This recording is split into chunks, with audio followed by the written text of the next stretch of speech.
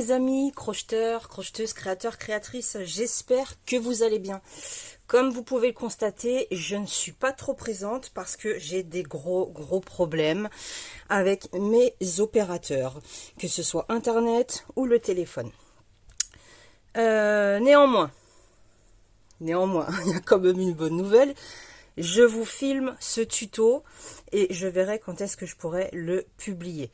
Donc il s'agit d'une écharpe très longue qui mesure 1,60 m à peu près. J'ai utilisé cette grosse pelote que j'avais achetée chez Action. Je vous mettrai des photos parce que j'ai complètement oublié le nom et tout ce que je sais c'est qu'elle faisait 300 grammes et elle était à 3,99 €. Donc 300 grammes. J'ai ma balance de cuisine qui vient de tomber en panne. Enfin, elle n'est pas tombée en panne. J'ai plus de piles. Donc, je peux pas peser. Mais sur 300 grammes, il me reste à peu près, allez, on va dire, facilement 100 grammes. Je pense. Donc, pour une écharpe taille adulte, j'ai utilisé à peu près, allez, entre 200 et 230 grammes. Pour faire cette longueur-là et cette largeur-là, bien sûr. Donc, elle fait 1,60 m, je vous ai dit, de longueur. Je n'ai pas mesuré la largeur. Je vais vous dire ça de suite. 30 cm. Voilà. 1,60 m sur 30 cm de large. Donc, au lieu de mettre des franges, parce que les franges, ça s'en va à la machine à laver, c'est pénible, j'ai fait des... Je vous montrerai, voilà. J'ai fait des espèces de... J'ai pas le mot. Ensuite, très important, je voulais remercier ma gentille Valentine qui m'a fait un don de 20 €. C'est hyper sympa, merci beaucoup. Moi, quand je vois 20 €, je vois 20 pelotes. Je vous dis tout de suite. Donc, il m'a fait un don sur YouTube. Hein. Vous avez la possibilité de me faire des dons. C'est super sympa. Moi, ça m'aide. C'est très gentil. Ça m'aide à racheter du matériel, hein, tout simplement. Vous faire des meilleures vidéos, de meilleure qualité. Bon, bah là, avec la qualité, va falloir attendre encore un petit peu parce que avec mon téléphone, c'est pas facile. Qu'est-ce que j'avais d'autre à vous dire? J'ai utilisé aussi de la chantilly que j'avais acheté en brocante dans un vide-grenier. Donc je crois qu'ils ne la font plus. Ça vient de chez Katia. Regardez, peut-être que vous la trouverez, je ne sais pas. La dernière fois, une abonnée m'a dit qu'il n'en faisait plus. Sinon, vous prenez un fil similaire. Hein. Vous n'êtes pas du tout obligé de prendre les mêmes fils que moi. De toute façon, là, je vais vous montrer le point, comment je l'ai fait. Alors, on va essayer de la mettre droite, de descendre un petit peu pour que vous puissiez bien voir. Voilà ce que c'est, ce que ça donne. Moi, je la trouve très belle, très douce.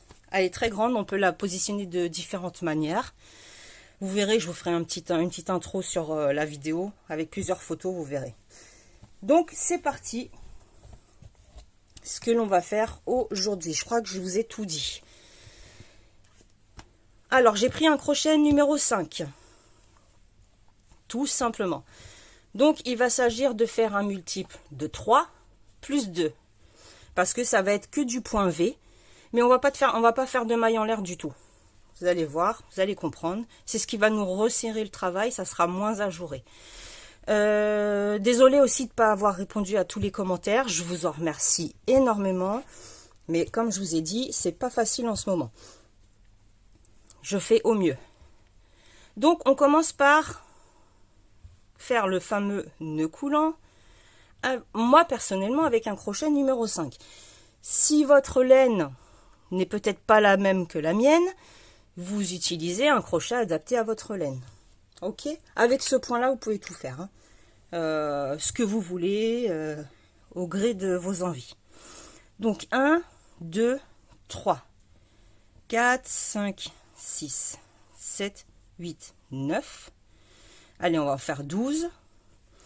Là, j'ai mon multiple de 3. J'ai 12 mailles chaînettes plus 2. Ok, c'est parti. Déjà, on va commencer par faire 3 mailles en l'air équivalent à une première bride. Depuis le crochet, on compte 1, 2, 3, 4. Dans la 5e, on fait une bride.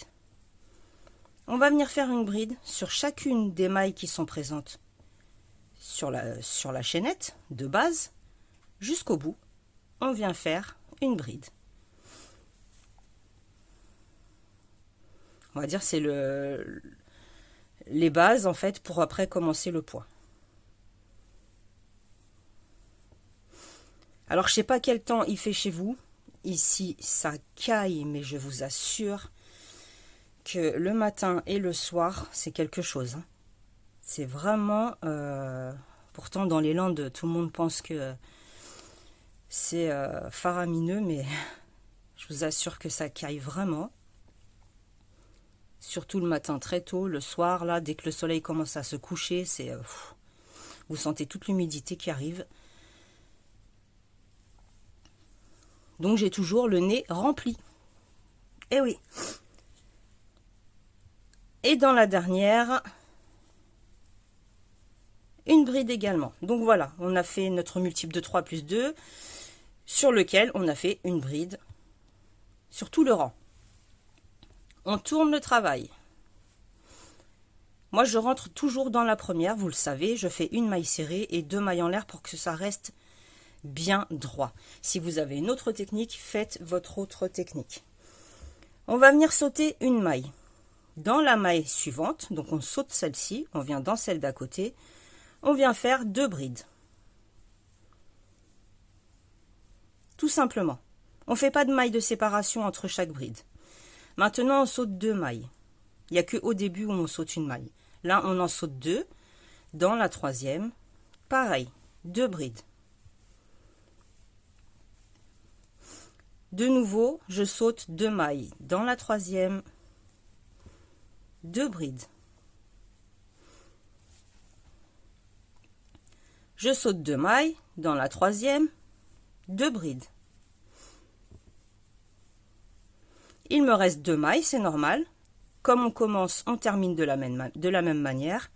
Donc dans la troisième maille en l'air ou dans la deuxième, c'est vous qui décidez. Vous faites une bride.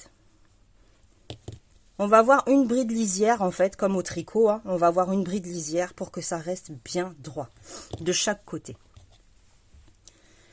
C'est reparti. La première, je fais une maille serrée et 2 mailles en l'air équivalent à ma première bride. Et maintenant, vous allez voir comme c'est du gâteau. C'est facile. Entre les 2 brides qui sont ici, au centre, tout simplement, j'ajoute 2 brides. C'est pas plus compliqué que ça. C'est le point V sans les mailles en l'air. Les 2 brides suivantes, je rentre à l'intérieur, entre les deux, je fais 2 brides. Ici, j'ai mes 2 brides suivantes. J'entre vraiment à l'intérieur, entre les deux.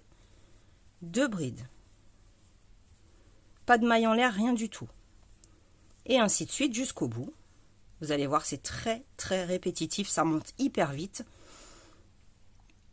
Ici, sur la deuxième maille en l'air ou la troisième, une bride. Vous voyez, ça reste bien droit. C'est ça qu'on veut, que ça reste bien droit. Voilà le point. Je vous remontre une dernière fois. Et ça, vous allez le faire de la largeur que vous voulez,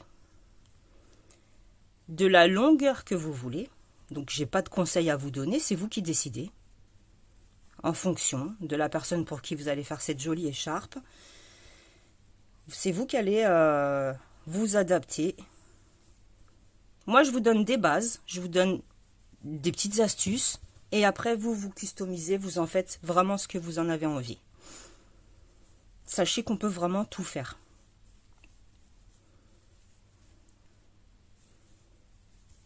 Hop, on n'a pas à se prendre la tête à compter, à calculer, non.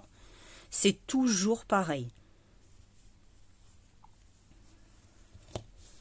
Voilà ce que ça nous donne. Très joli point. J'aime beaucoup le point V. Franchement, je trouve que c'est un point très simple. Aussi pour les débutants, c'est super bien. Parce que ça va vous permettre de faire vraiment des jolies choses. Il n'y a vraiment pas besoin de faire des points compliqués pour faire des jolies choses au crochet. Donc voilà les amis. Ça, c'est le point que j'ai utilisé pour mon écharpe. Maintenant, je vais vous montrer comment j'ai fait mes espèces de franges là. Je ne sais pas comment ça s'appelle, mais j'ai fait des espèces de franges. J'avais pas envie de couper ma pelote, faire des fils et des fils. Et puis c'est pas ça, c'est qu'à la machine à laver, souvent ça s'en va. Donc là, ça risque pas de s'en aller, hein, je vous le dis, ça risque pas de partir. Donc, je vous montre une fois que j'ai eu ma longueur atteinte. je me suis dit, je vais lui faire des franges, mais j'ai pas envie de faire des franges normales. Donc je suis rentrée dans la première, tout simplement. 1, 2, 3, 4, 5, 6, 7, 8, 9 par exemple, 10, allez. Vous décidez de la longueur des mailles que vous allez faire. Ça va déterminer votre frange en fait. Hein. Dans la deuxième, je rentre, une maille coulée. Celle d'à côté, une maille coulée. J'ai fait ça tout le long. Sur chacune de mes franges, je suis rentrée dans les mailles, une à une, et j'ai fait des mailles coulées. Je n'ai pas changé de crochet, j'ai vraiment gardé le même crochet.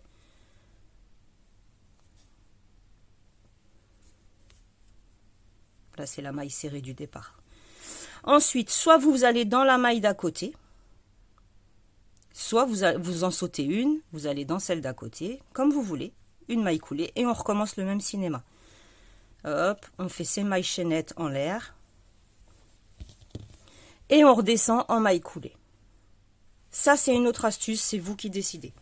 Ensuite, avec mon fil chantilly, j'allais dire ma glace chantilly, non, pas du tout.